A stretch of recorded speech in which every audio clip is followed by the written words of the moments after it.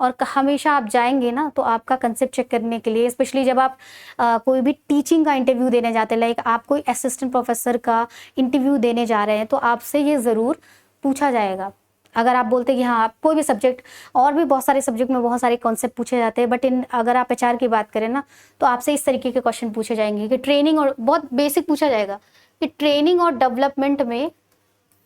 Difference क्या होता है। और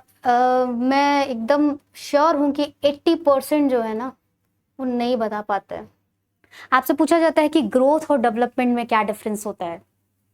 और मैं बिल्कुल श्योर हूँ कि नहीं बता पाते, क्योंकि जो है कुछ होता है ना कि हमारा जो ब्रेन है वो मगअप हमने सेट कर लिया है। ये एजुकेशन सिस्टम ऐसा, इंडिया का स्पेशली एजुकेशन सिस्टम ऐसा कि हम सब क्या करते हैं, वी रटोफाई, कि हम सब कुछ क्या कर लेते हैं, समझने से ज़्यादा रट लेते हैं। और रटना, क्योंकि ह्यूमन ब्रेन की एक जो है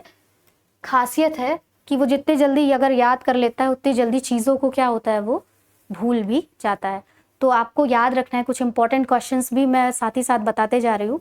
तो और इसलिए आप हमेशा याद रखेंगे कि ट्रेनिंग और डेवलपमेंट में क्या डिफरेंस है,